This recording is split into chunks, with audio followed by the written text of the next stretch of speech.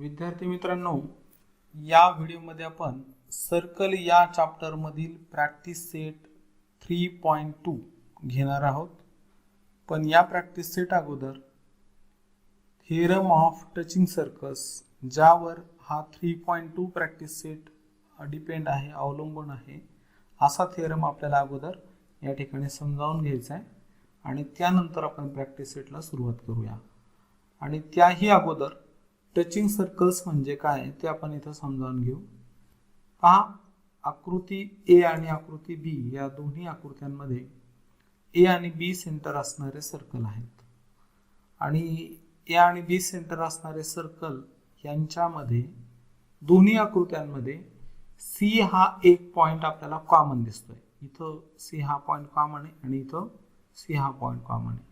दोन्ही आकृत्यांचं निरीक्षण केलं असता आपल्या असं लक्षात येतंय की पहिल्या आकृतीमध्ये सर्कलचे सेंटर हे कॉमन पॉइंटच्या अपोजिट साईडला आहेत आणि म्हणून या प्रकारच्या सर्कलला आपण एक्सटर्नली टचिंग सर्कल्स असे म्हणणार आहोत. आणि या आकृतीमध्ये दोन्ही सर्कलचे सेंटर हे कॉमन पॉइंटच्या एकाच साईडला आलेले आहेत आणि म्हणून या प्रकारच्या सर्कल्सला आपण इंटरनली टचिंग सर्कल्स असे म्हणणार आहोत. तर हे लक्षात घ्या. तर टचिंग सर्कल्स म्हणजे थोडक्यात आपल्याला असं म्हणता येईल, two circles which have one and only one point in a common, then the circles are called touching circles. म्हणजे ज्या दोन सर्कलमध्ये एक आणि एकच बिंदू सामायिक असतो अशा सर्कल्सला आपण टचिंग सर्कल्स असे म्हणतो. तर आता या ठिकाणी थेरमचं जे स्टेटमेंट आपल्याला दिलेलं आहे, if two circles touch each other, म्हणजे if two circles are touching circles, यामध्ये प्रकार इंटरनली पण आला आणि एक्सटर्नली पण आला. हे दोन्ही प्रकारासाठी हा थेरम लागू होणार आहे. इथे आपल्याला इंटरनली किंवा एक्सटर्नली असं सांगितलेलं नाहीये, म्हणजे दोन्हींसाठी हे स्टेटमेंट लागू होईल. If two circles are touching circles, then their point of contact lies on the line joining their centers. म्हणजे काय, if two circles are touch each other, their point of contact lies on the line joining their centers. म्हणजे जर दोन circle एकमेकांना touch करत असतील आतून किंवा बाहेरून, तर त्यांचा पॉइंट ऑफ कॉन्टॅक्ट जो आहे, ज्याबद्दल आपण बोललो की सी हा पॉइंट ऑफ कॉन्टॅक्ट आहे आणि हा पॉइंट त्यांच्या सेंटर मधून जाणाऱ्या लाईनवर असतो, हे आपल्याला या ठिकाणी दाखवायचं आहे. तर मग इथं आपण गिवनला सुरुवात करू. दिलेल्या स्टेटमेंटला अनुसरून आपण दोन्ही आकृत्या घेतलेल्या आहेत आणि हा थेरम म्हणजे आता आपण जे गिवन, टू प्रूव्ह आणि प्रूफ वगैरे सगळं लिहिणार आहोत, तर हे दोन्ही आकृत्यांसाठी लागू पडेल, पहिल्या आणि दुसऱ्या दोन्ही पण. आणि म्हणून या ठिकाणी गिवन मध्ये येईल C is the point of contact. C is the point of contact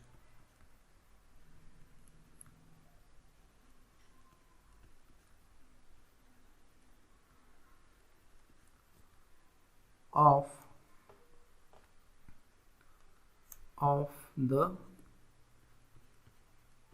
two touching circles. Two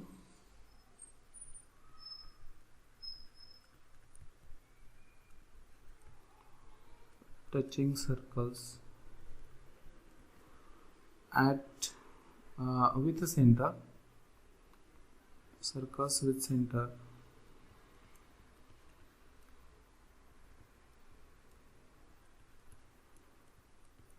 A and B. म्हणजे आपण या ठिकाणी गिवन मध्ये काय घेतलंय बघा, की ए आणि बी सेंटर असणाऱ्या दोन टचिंग सर्कल्सचा सी हा कॉमन पॉइंट आहे, म्हणजे पॉइंट ऑफ कॉन्टॅक्ट आहे. तर टू प्रूव्ह मध्ये आपल्याला या ठिकाणी दाखवायचंय, to prove of the theorem आहे, point C lies on the line A B.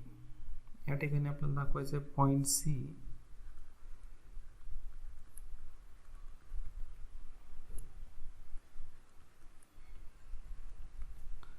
lies on the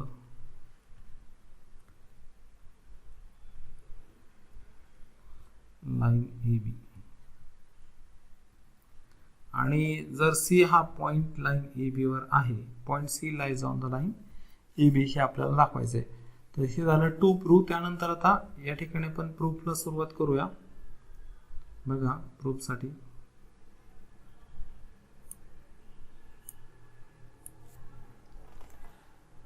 तर प्रूफ देण्यासाठी आपल्याला काय करायचं, दोन्ही ज्या फिगर्स आहेत या दोन्ही फिगर्ससाठी आपल्याला एक कॉमन टॅन्जेंट काढायची आहे.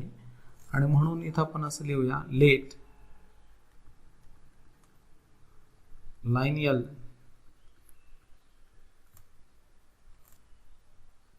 L be the common tangent,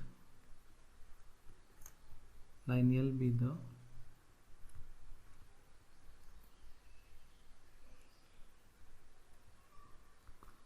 common tangent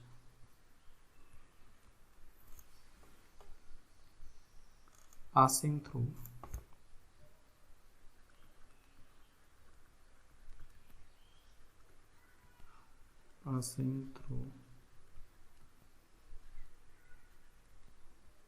the point C.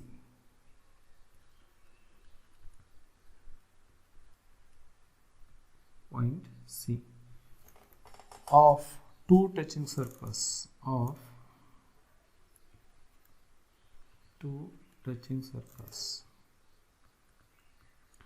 म्हणजे या ठिकाणी मित्रांनो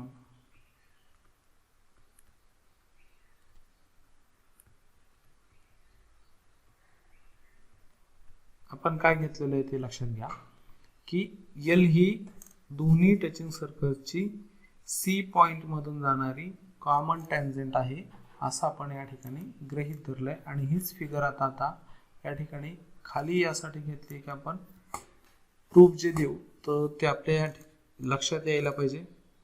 तर मग इथे काय होईल, टॅन्जेंट थेरम आपल्याला यूज करता येईल.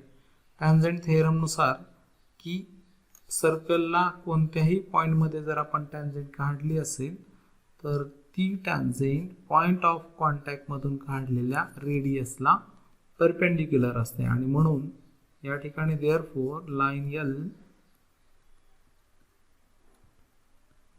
L is perpendicular to radius किंवा सेगमेंट CA.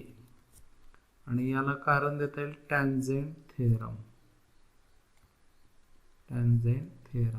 आणि इक्वेशन 1. त्या पद्धतीनं आता जे सेकंड सर्कल आपण घेतलेलं आहे त्यामध्ये सुद्धा line L is perpendicular to segment CB. आणि याला सुद्धा रिझन आपण टॅन्जेंट थेरम असंच देणार आहोत, इक्वेशन नंबर 2. आणि मग या ठिकाणी पहा हे जे दोन सेगमेंट आहेत CA आणि CB, तर इथं आपण लिहू शकतो therefore segment CA and segment CB are perpendicular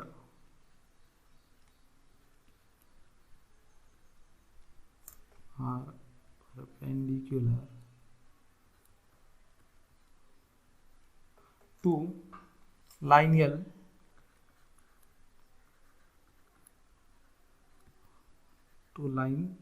at point C. Line L at point C. म्हणजे दोन जे सेगमेंट आहे CA आणि CB हे दोन्ही लाईन L ला C पॉइंट मध्ये परपेंडिक्युलर आहे. परंतु या ठिकाणी मित्रांनो आपण या आधी 9th मध्ये जी प्रॉपर्टी शिकलो होतो ती आता इथं आपल्याला घ्यावं लागेल. म्हणून आपण असं लिहूया, but one and only one perpendicular, one and only one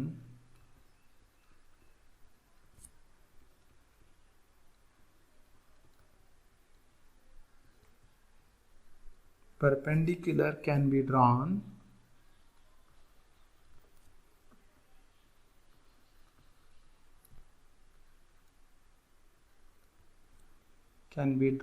at a given point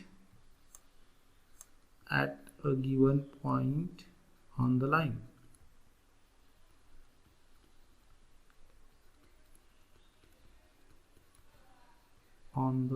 म्हणजेच काय मित्रांनो, की कोणत्याही लाईनला दिलेल्या पॉइंट मधून एक आणि एकच परपेंडिक्युलर आपण काढू शकतो. म्हणजे या ठिकाणी पहा, सी पॉइंट मधून जाणारा सेगमेंट CA हा L लाईनला परपेंडिक्युलर आहे आणि CB हा देखील L ला परपेंडिक्युलर आहे. म्हणजे सी पॉइंट मधून लाईन L ला दोन परपेंडिक्युलर निघालेत असा त्याचा अर्थ झालाय. परंतु थेरम नुसार कोणत्याही लाईनला एका पॉइंट मधून एकच परपेंडिक्युलर काढता येतो आणि म्हणून therefore segment CA and CB are not two different segments, are not different असं जर लिहिलं तर ठीक आहे. are not different हे भिन्न नाहीत, ते एकच आहेत आणि therefore they are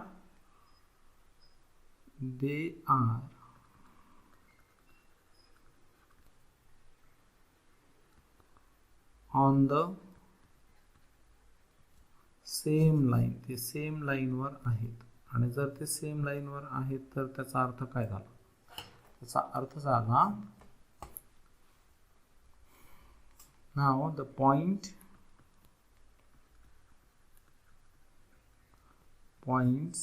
A, C and B are collinear. Collinear म्हणजे ते एकाच रेषेवर आहेत आणि जर ते एकाच रेषेवर आहेत तर मग या ठिकाणी therefore पॉइंट C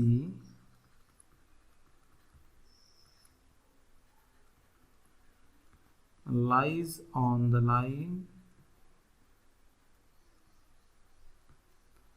AB. तर जे आपल्याला या ठिकाणी प्रूव्ह करायचं होतं ते इथं प्रूव्ह झालेलं आहे मित्रांनो. यानंतर आता प्रॅक्टिस सेट कडे जाऊया. प्रॅक्टिस सेट मधील पहिला प्रश्न आपल्याला दिलेला आहे, to circles having radii 3.5 cm and 4.8 cm touch each other internally, then find the distance between their centers.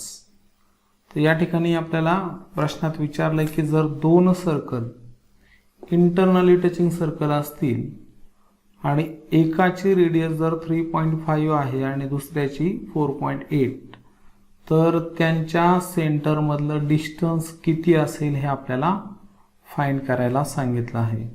तर या ठिकाणी मित्रांनो आपण सुरुवात करूया. इथं आपण डायग्राम घेतलेली आहे.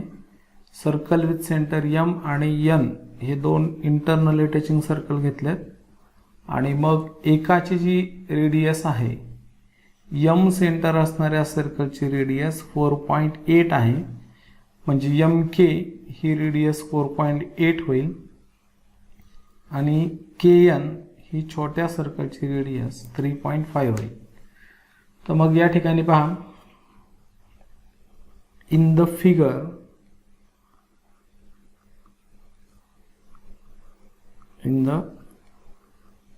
figure circles with center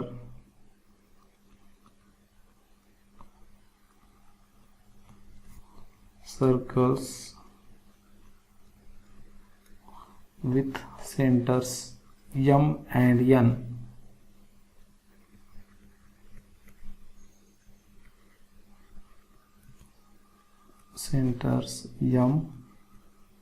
and N are internally touching circles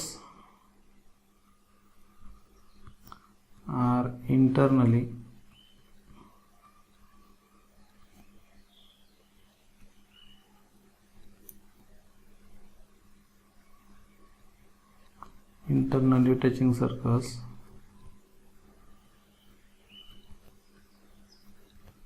with at point K.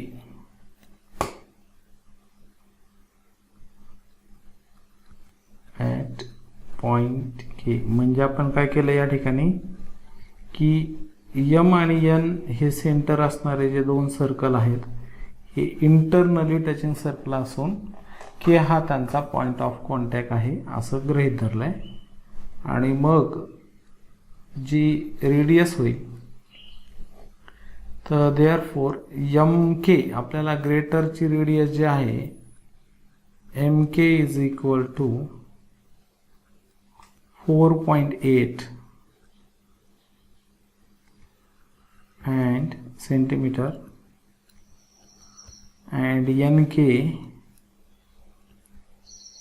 is equal to 3.5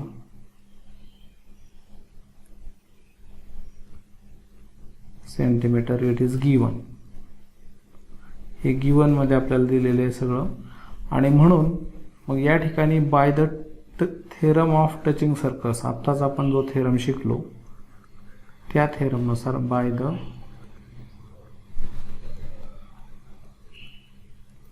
theorem of touching circles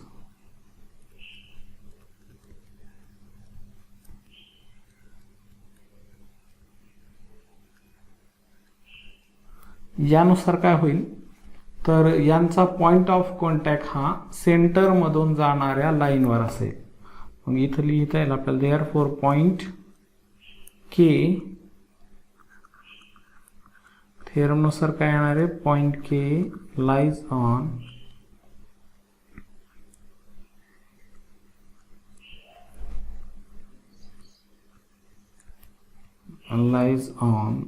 line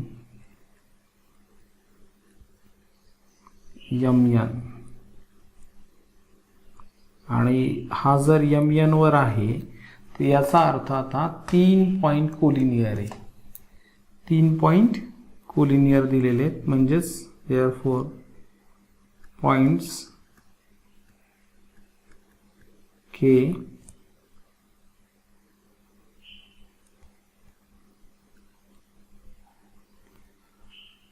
K त्यानंतर N and M आर कोलिनियर्स. आणि हे जर कोलिनियर पॉइंट आहे कोलिनियरचा अर्थ एकाच लाईनवर आहे ते.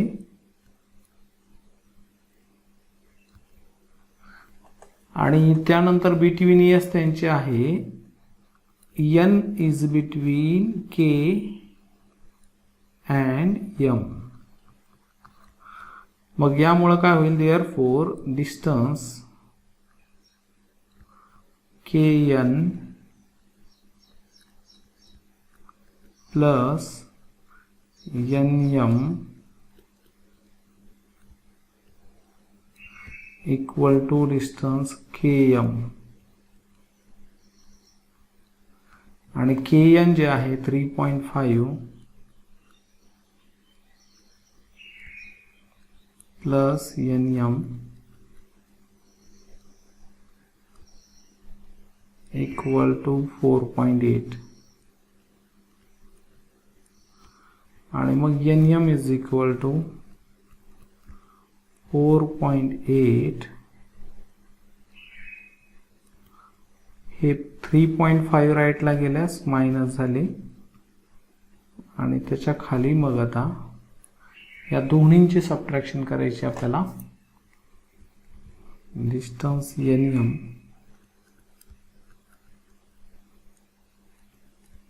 इज इक्वल टू 8 मायनस 5 म्हणजे 3. इथं पॉइंट 4 मायनस 3 म्हणजे 1 म्हणजे 1.3. आपल्याला जे विचारलं होतं therefore the distance between their centers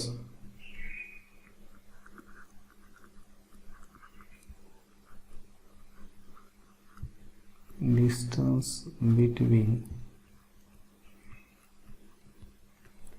their centers is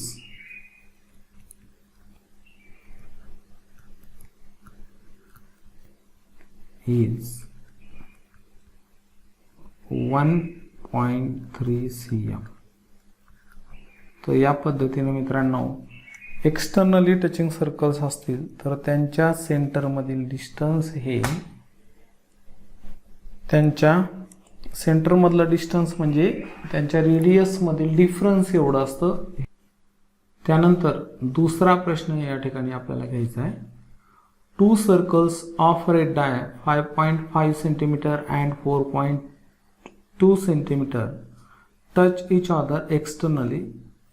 Find the distance between their centers. तर या ठिकाणी मित्रांनो आपल्याला काय सांगितलंय पहा की जर दोन सर्कल एकाची रेडियस 5.5 आणि दुसऱ्याची 4.2 जर घेतली आणि ते या पद्धतीनं एक्सटर्नली टचिंग सर्कल जर असतील तर त्यांच्या सेंटर मधलं डिस्टन्स आपल्याला फाइंड करायचं आहे. Find the distance between their centres. तर इथे आपण सुरुवात करूया. पहा लेट गृहीत धरू आपण लेट सर्कल्स विथ सेंटर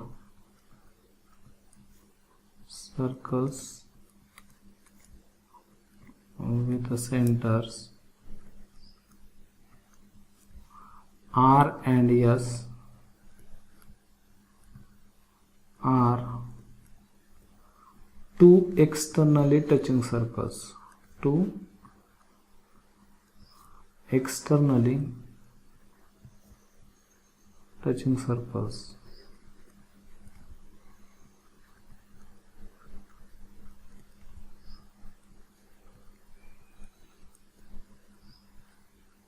आणि हे जर दोन एक्सटर्नली टचिंग सर्कल असतील तर सर्कल्स विथ सेंटर असं गृहीत धरू. पुन्हा विथ सेंटर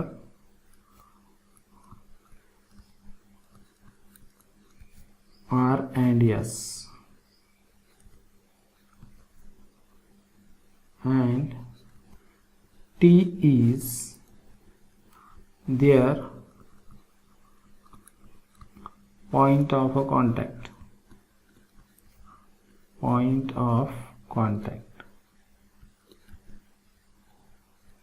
म्हणजे या ठिकाणी मित्रांनो आपण गृहीत धरलाय की R आणि S हे सेंटर एक्सटर्नली टचिंग सर्कल असून टी पॉइंट मध्ये ते एकमेकांना टच करत आहे आणि त्यांची जी रेडियस आहे तर radius RT equal to 5.5 cm and radius ST equal to 4.2 cm. It is given. आणि मग या ठिकाणी आपल्याला काय करायचंय by the theorem of touching circles by the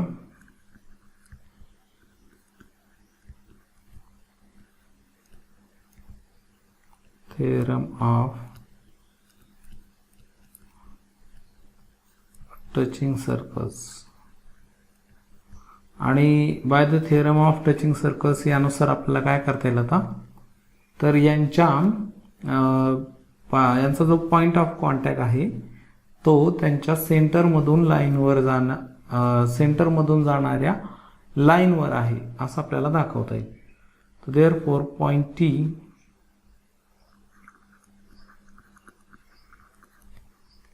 point T lies on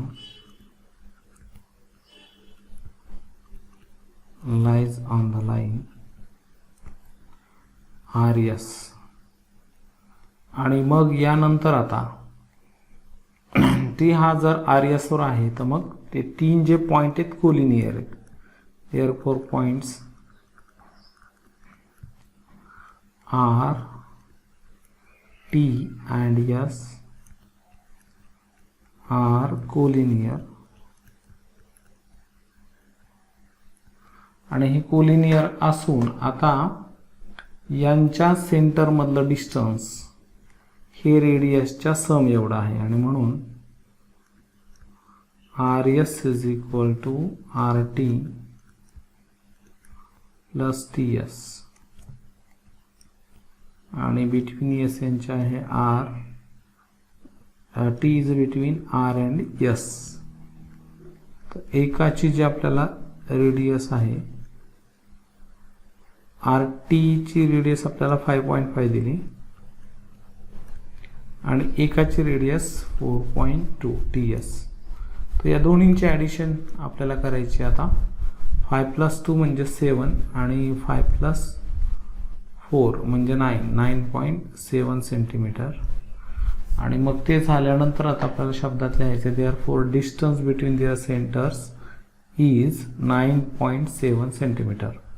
यानंतर मित्रांनो तिसरा प्रश्न इथे घेऊया. तिसऱ्या प्रश्नामध्ये if radii of two circles are 4 cm and 2.8 centimeter, then draw the figure of these circles touching each other externally and internally.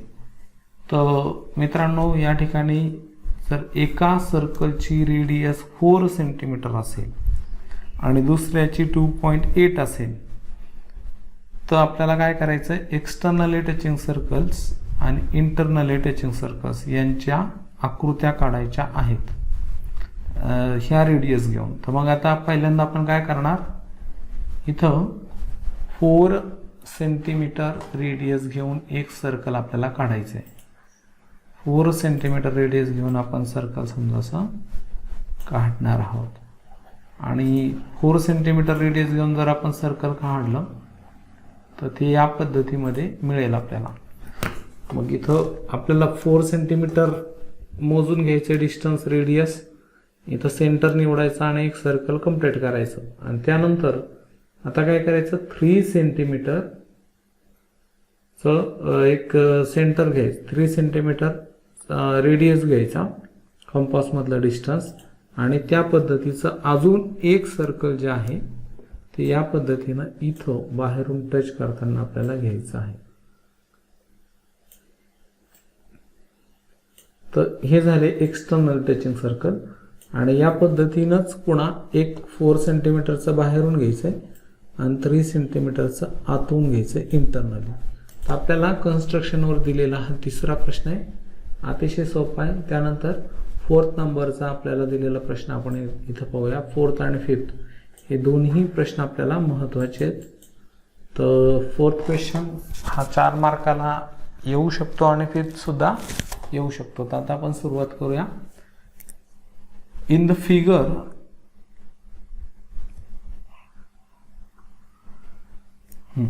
तर या ठिकाणी पहा, in the figure the circles with center P and Q touch each other at point R. P आणि Q centre असणारे circle एकमेकांना R point मध्ये touch करत आहे. A line passing through the point R meets circle at A and B respectively.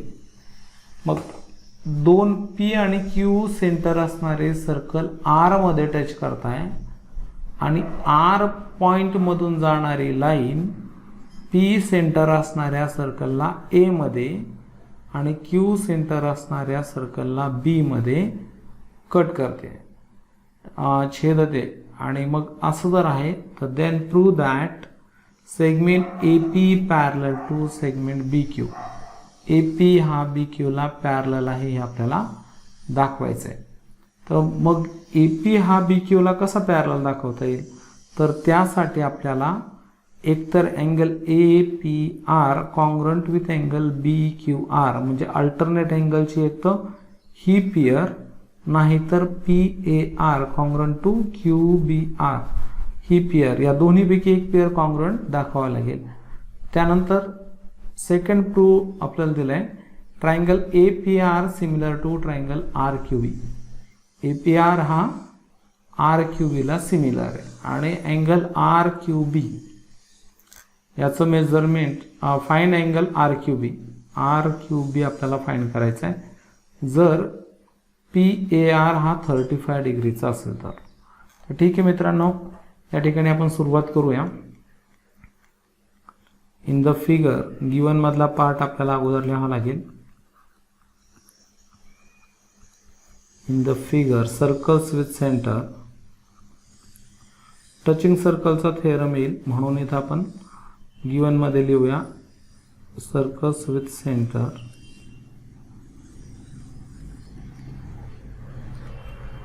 centers P and Q touch each other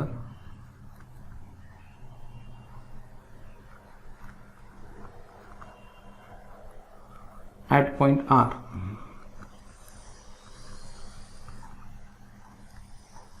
It is given. Therefore, by the theorem of touching circles, तर तिथं आपल्याला touching सर्कलचा theorem use करायचा आहे. Bye the theorem of touching circles,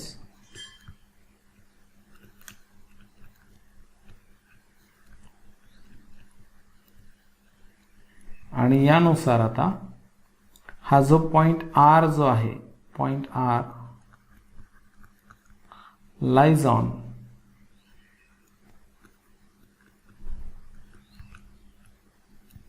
line AB, PQ, centre मधून जाणाऱ्या लाईनवर, आणि बिटवीन एस कशी आहे तर R is between P and Q. आणि मग त्यामुळे या ठिकाणी आता काय होईल की R हा पॉइंट इथं PQ वर आहे हे आपण दाखवलेलं आहे. तर आता आपल्याला AP पॅरलल BQ दाखवण्यासाठी angle PAR congruent to angle QBR हे दाखवणं आवश्यक आहे. तर मग यासाठी आता काय करावं लागेल, इथं circle with centre P diagram आपण खाली घेऊ म्हणजे तुम्हाला दिसेल.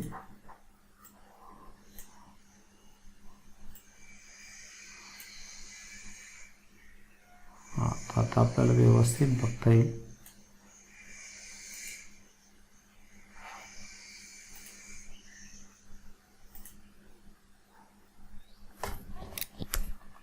इन ट्रायंगल APR, आता ट्रायंगल घेतलेला आहे आपण.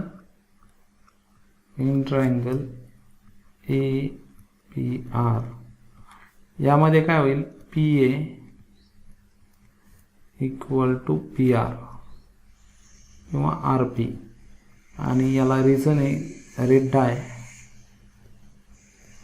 Of same circle, radii of same circles. आणि मग जर ट्रायंगलच्या दोन साइड जर आता इथे कॉन्ग्रुएंट असतील, PA इक्वल टू PR आहे, दोन साइड कॉन्ग्रुएंट आहे तर त्याच्या अपोजिट अँगल कॉन्ग्रुएंट असतात. म्हणून काय होईल, angle PAR is equal to angle PRA, आणि याला रिझन देऊ आपण opposite angle of congruent sides, opposite angles of congruent sides.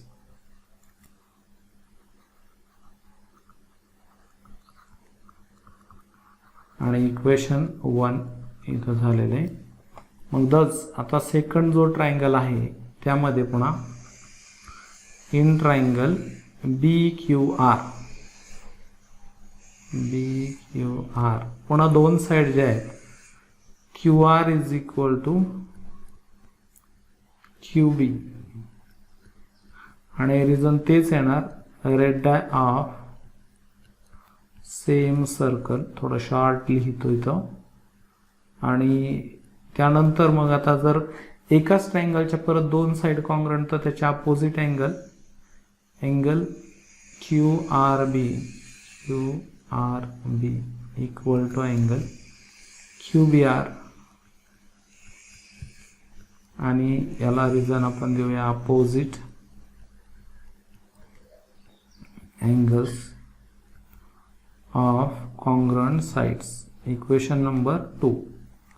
आणि या ठिकाणी आता होईल बट अँगल, इथं डायग्राम बघा, angle PRA is equal to angle QRB. Angle PRA equal to angle QRB. कशामुळं? तर हे आहेत vertically opposite angle, vertically opposite angles. आणि हे व्हर्टिकली अपोजिट अँगल्स आहेत म्हणून जर कॉन्ग्रंट आहे तर इक्वेशन नंबर 3 आपण या ठिकाणी देणार आहोत. आता इक्वेशन 1, इक्वेशन 2 आणि 3 यांना ऑब्झर्व करायचं आहे. तर इक्वेशन 1 ची लेफ्ट हँड साईड आणि इक्वेशन 2 ची, इक्वेशन 1 ची आपल्याला राईट हँड साईड घ्यायची, हा राईट हँड मधला अँगल, आणि त्यानंतर इक्वेशन 2 मधला QRB लेफ्ट हँडचा अँगल. हा पहा, इक्वेशन 1 चा राईट मधला आणि 2 चा लेफ्ट मधला हे दोन्ही अँगल 3 मध्ये एकमेकांना कॉन्ग्रंट आहेत, इक्वल आहेत. आणि म्हणून फ्रॉम इक्वेशन 1, 2 अँड 3 इक्वेशन 1 चा लेफ्ट मधला अँगल आणि 2 चा राईट मधला अँगल कॉन्ग्रंट होतील. कशामुळे? तर हा याला कॉन्ग्रंट आहे, हा याला कॉन्ग्रंट आहे, पण आता हे दोन इथं 3 मध्ये कॉन्ग्रंट झाले म्हणून हे दोन कॉन्ग्रंट होतील. तर आता फ्रॉम इक्वेशन 1, 2, 3 अँगल आपल्याला दाखवायचे आहेत, अँगल PAR इक्वेशन 1 चा लेफ्ट मधला इक्वल टू अँगल QBR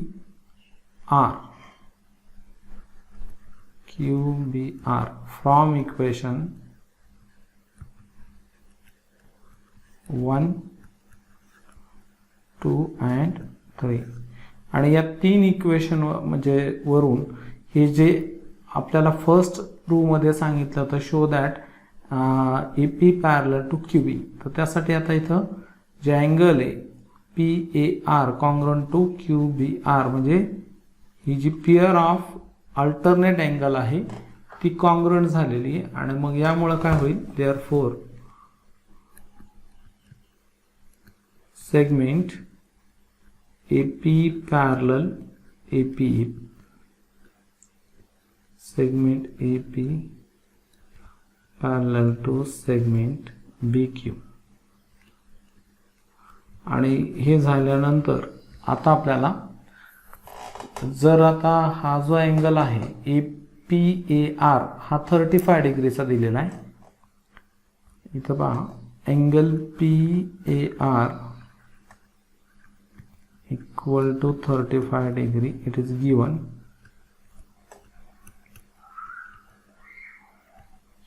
तर मग त्यावरून आपल्याला BQR काढायला सांगितलेलं आहे.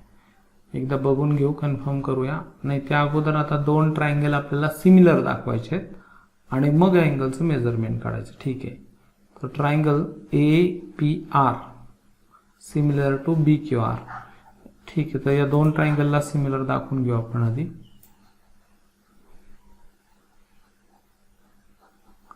ट्रायंगल APR हा BQR ला सिमिलर दाखवण्यासाठी पूर्वी पुन्हा डायग्राम आपल्याला अजून खाली ओढावं लागेल, म्हणजे हा आता आपल्याला पुन्हा शेवटपर्यंत अडचण येणार नाही. ठीक आहे. तो इन ट्रायंगल सुरुवात करू पुन्हा. In triangle APR and triangle BQR या 2 ट्रायंगल मध्ये व्हर्टिकली अपोजिट अँगलची एक पेअर अँगल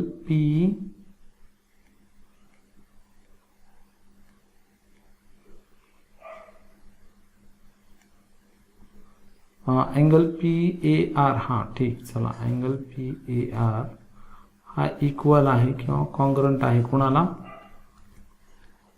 अँगल QBR ला. Angle QBR vertically opposite angle. ही पेअर आपण 3 मध्ये दाखवली होती. अपोजिट अँगल्स तेच मी बघत होतो आणि याला ते योग्य रिझन दिलंय का, तर बरोबर आहे, आपण या ठिकाणी दिलं होतं. आणि त्यानंतर आता दुसरी जी पेअर आपण दाखवलेली आहे अँगल PAR, हा कॉन्ग्रंट दाखवलेला आहे आपण QBR ला. वाटल्यास याला इथं आपण इक्वेशन 4 सुद्धा करू शकलो असतो, याला ह्या लाईनला 4 आणि फ्रॉम इक्वेशन 4. आणि मग काय होईल तर हे दोन ट्रायंगल सिमिलर झाले. therefore triangle AR similar to triangle BQR by AA test. आणि AA टेस्टरने हे सिमिलर झाल्यानंतर आता एका अँगलचं मेजरमेंट 35 दिले तर दुसऱ्याचं 35 होईल. यापैकी आपल्याला थर्ड मध्ये आता सांगितलंय angle APR is equal to 35 degree. therefore angle त्याचा कॉन्ग्रंट जो आहे APR चा कॉन्ग्रंट अँगल APR नाही, आपल्याला PAR अँगल दिलेला आहे 35 degree. Angle PAR equal to 35 degree it is given. प्रश्नात दिलेली माहिती आहे. मग त्याचा कॉन्ग्रंट अँगल PAR चा QBR हा सुद्धा अँगल QBR ऑल्सो 35 डिग्री. आणि कशामुळे तर हे आपण वरती कॉन्ग्रंट दाखवले होते आणि मग त्यानंतर जर आता हा अँगल 35 तर हा 35, मग QBR हा कोणाला कॉन्ग्रंट आहे, QRB ला, कारण opposite angle of congruent sides. But इथं दाखवता येईल आता but angle QBR equal to angle QRB, त्याला opposite angles of congruent sides असं रिझन देऊया आपण. आणि हा जर आता वरचा जो आहे QBR हा 35 तर हा पण 35. Angle QBR is equal to angle QRB equal to also 35. आणि हे दोन्ही 35 तर ट्रायंगलच्या 3 अँगलचे सम असते 180. म्हणून काय होईल, in triangle BQR angle QBR plus angle QRB plus angle BQR is equal to 180 degree. आणि मग यामध्ये या दोन अँगलचे सम जे आहे याचं 35 याचं 35, म्हणजे या दोन्हींची मिळून सम किंवा असं आपण 35 प्लस 35 सुट्ट आधी ठेवूया equal to angle BQR equal to 180. म्हणजे 70 यांची सम झाली आणि त्याला आपण 180तून मायनस करू. म्हणजे इथं पहा 70 plus angle BQR equal to 180 angle BQR equal to 180 minus 70 110 degree. आणि हा BQR 110 डिग्रीचा निघालेला आहे. मित्रांनो, हा महत्त्वाचा प्रश्न आहे. याला किमान तुम्ही 2दा लिहिलं पाहिजे म्हणजे तुमच्या लक्षात बसेल. चौथा आणि त्याचबरोबर 5वाही याच प्रकारचा प्रश्न आहे, तो आपण लगेच सुरू करूया. 5वा प्रश्न तर आपल्याला हीच अडचण येणार आहे की आकृती आपल्याला 2-3 वेळेस खाली लागेल, तर आपण अगोदरच तिला कॉपी करून ठेवूया. इथं एक लागेल ते आपल्याला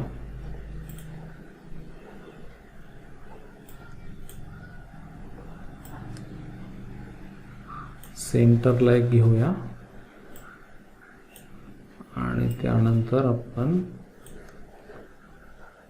याला परत बॉटमला एक घेऊया, म्हणजे आपल्याला पूर्ण पेज भरून लागेल. ठीक आहे, पाहायला अडचण येणार नाही.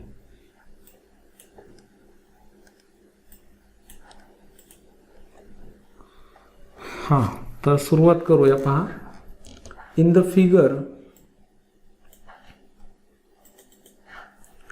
Figure the circles with centers A and B touch each other at E. A आणि B सेंटर असणारे सर्कल एकमेकांना E पॉइंट मध्ये टच करतात. टचिंग सर्कल्स आहेत. Line L is a common tangent which touches at the circle at C and D रेस्पेक्टिव्हली.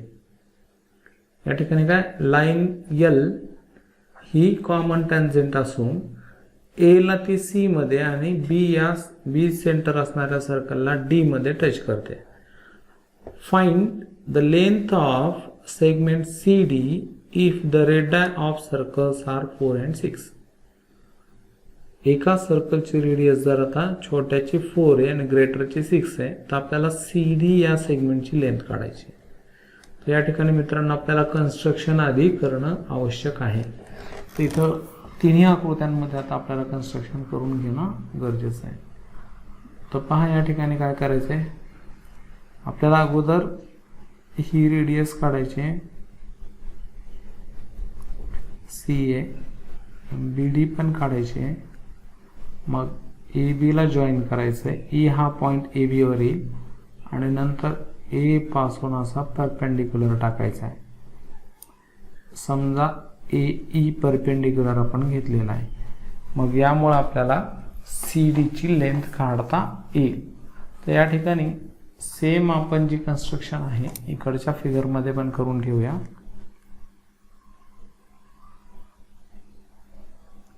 इथं A B join करायचं आहे बी D आणि इथून ई पॉईंटमध्ये ई पॉईंट दिलेला आहे. ई हा टचिंग पॉइंट आहे दोन्हीचा.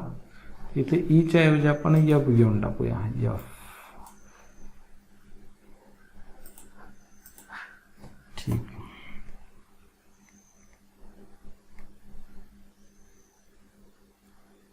हा एफ पॉइंट आहे. एफ मध्ये आपण परपेंडिक्युलर घेतलाय आणि इकडेही तसंच सेम आपल्याला करायचं आहे. सी ए किंवा ए सी जॉईन करणार, ए बी आणि बी डी आणि ए पासून आता इकडे आपण इथं असं सरळ परपेंडिक्युलर टाकू ए एफ. आणि आता आपण सुरुवात करूया उत्तराला. तर कन्स्ट्रक्शन जी केली आपण ते अगोदर या ठिकाणी लिहून घेऊ. कन्स्ट्रक्शन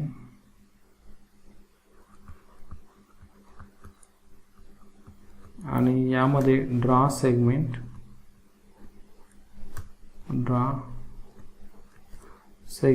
ए सी बी डी त्यानंतर A B and segment A F perpendicular.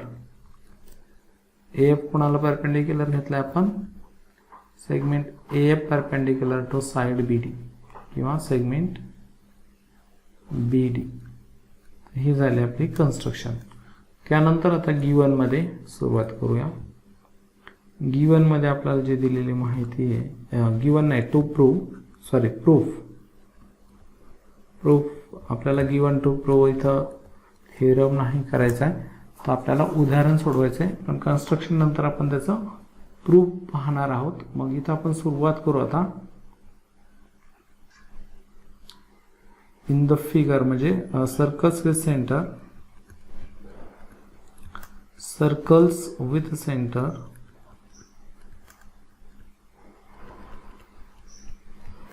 A and B are externally touching circles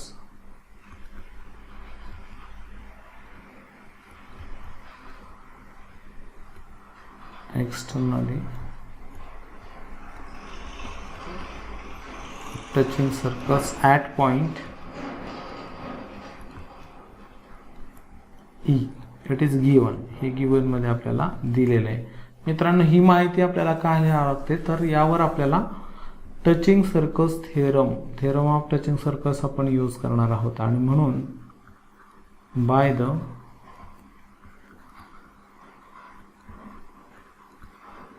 theorem of touching circles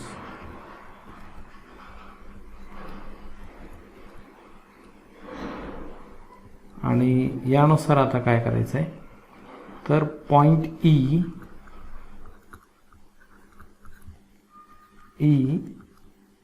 lies on the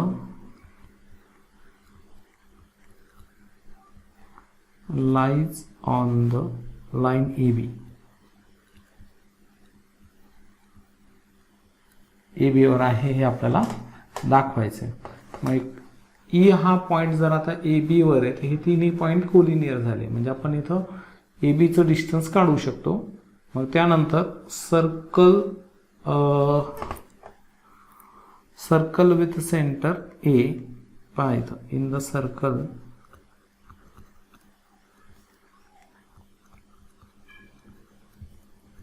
with centre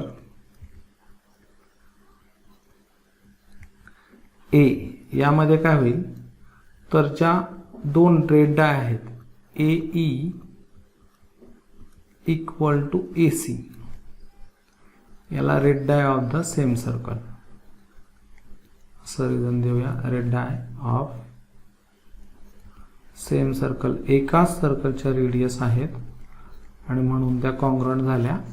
मग ह्या जर कॉन्ग्रुएंट आहे तर मग एक आपल्याला जी रेडियस सांगितली ए सेंटर असणाऱ्या सर्कलची रेडियस ही आपल्याला 4 दिलेली आहे.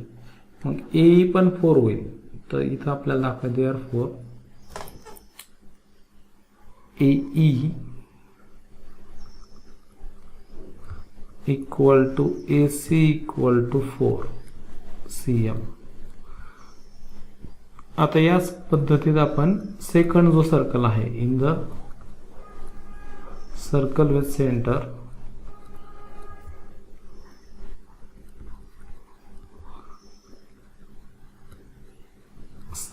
सेंटर B, आणि यामध्ये काय, तर BE is equal to BD,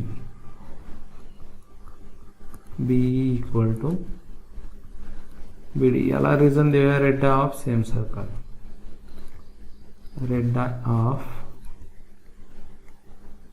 same circle.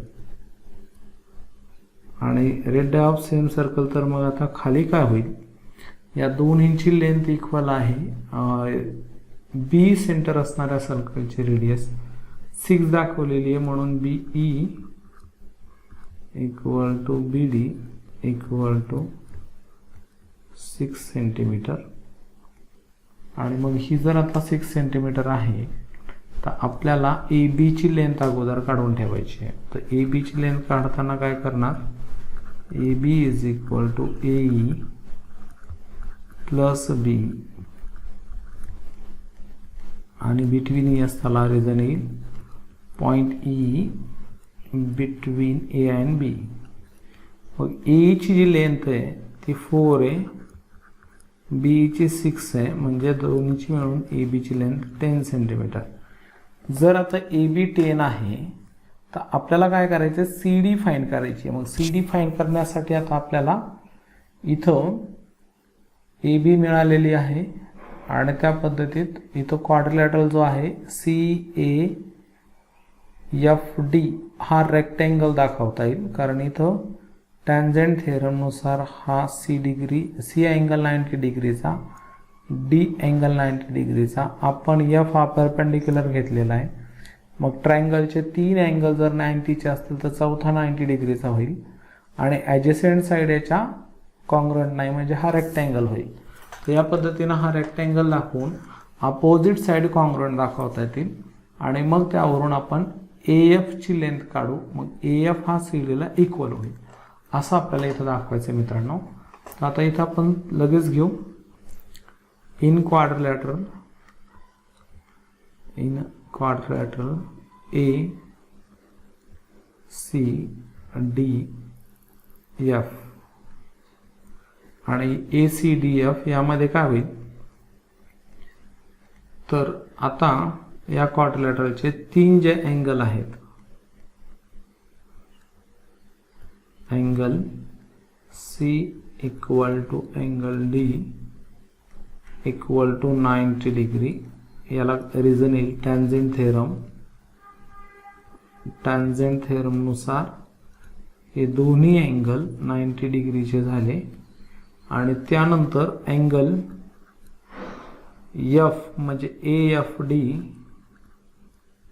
हा 90चा आहे, कारण आपण परपेंडिक्युलर कन्स्ट्रक्शन मध्ये घेतला होता, रिजन कन्स्ट्रक्शन. आणि म्हणून मग आता 3 अँगल 90चा म्हणजे चौथा 90चा होईल, म्हणजेच angle remaining angle C A F equal to also 90 degree. याला रिझन देऊ आपण रिमेनिंग अँगल, आणि रिमेनिंग अँगल 90चा आहे, तर मग इच ऑफ 90 डिग्री, प्रत्येक अँगल 90चा आहे. मग दस इथं लिहायचं आहे आता ॲडजसेंट साईड जे आहे, ॲडजसेंट याचा अर्थ ज्यांच्यामध्ये एक पॉईंट कॉमन आहे, A C equal not A B. जर ॲडजसेंट साईड कॉन्ग्रुएंट असत्या तर हा स्क्वेअर झाला असता, आणि ह्या कॉन्ग्रुएंट नाही आहे, म्हणून देअरफॉर इथं quadrilateral A C D B D F is a rectangle, is a rectangle. आणि हा रेक्टँगल आहे, तर मग आता आपल्याला या अपोजिट साइड्स कॉन्ग्रुएंट दाखवायचे आहेत. अपोजिट साइड मध्ये इथं आता C D equal to A F आणि C A equal to F D किंवा डी एफ. पण आता सी ए किती आहे, सी ए 4, कारण radius of the circle with centre A, म्हणून एफ डी सुद्धा किती होईल 4. आता इथं बी डी 6 आहे, तर बी डी हा सेगमेंट आपल्याला मिळतो कसा, तर बी एफ प्लस एफ डी यांची ॲडिशन करून आपल्याला बी डी मिळतो, म्हणजे ग्रेटरची रेडियस मिळते.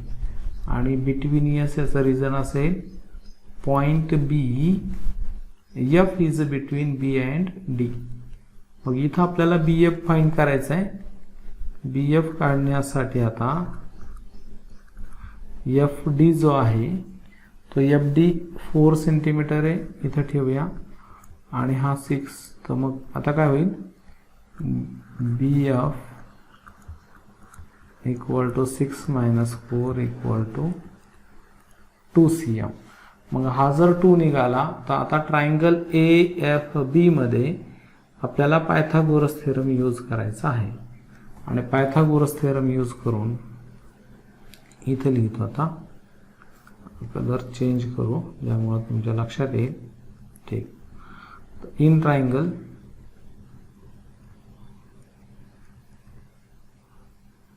ए B F angle F equal to 90 degree. Therefore, by the Pythagoras theorem,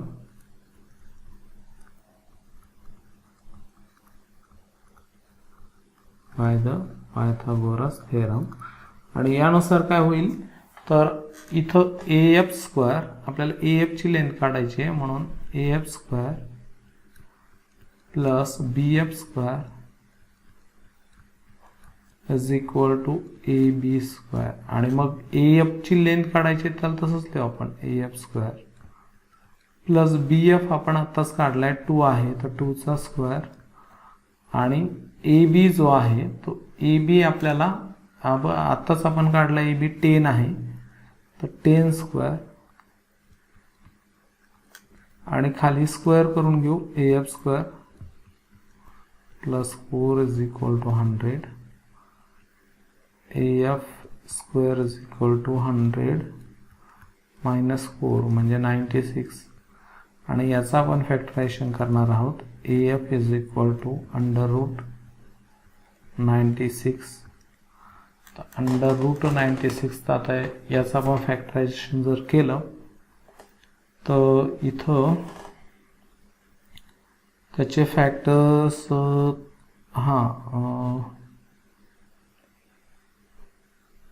16 into 6 16 multiply 6 आणि 16चं काय होईल स्क्वेअर रूट निघेल 4√6 आणि म्हणून AF आता इथं AF इक्वल टू AF कोणाला इक्वल आहे CD ला कारण अपोजिट अँगल ऑफ इथं बघा अपोजिट AF कॉन्ग्रुएंट आहे CD कारण opposite sides of rectangle AF equal to CD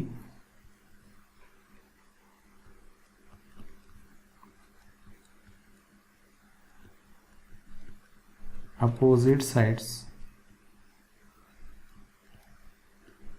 of a rectangle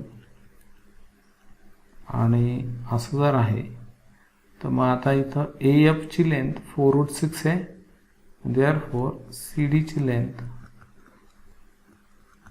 4√6 centimetre. या पद्धतीने होईल मित्रांनो.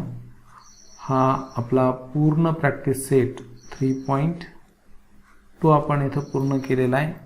व्हिडिओ आवडल्यास नक्की लाईक करा, तुमच्या मित्रांना शेअर करा, चॅनलला सबस्क्राईब करा आणि बेल बटन जरूर दाबा ज्यामुळे तुम्हाला येणाऱ्या नवीन व्हिडिओची माहिती मिळत राहील. तुमच्या प्रतिक्रिया कमेंटच्या माध्यमातून नक्की देत चला. तुमच्या प्रतिक्रियांमुळं व्हिडिओच्या संदर्भात मला तुमचा अंदाज येत चालतो. तुम्हाला समजतंय किंवा अजून विश्लेषण करायचंय, अजून डीपमध्ये चालायचं, अजून एक्स्ट्रा उदाहरण आपल्याला वाढवायचे हे सगळं समजत असतं. त्यामुळे प्रतिक्रियाही देत चला. ठीक आहे.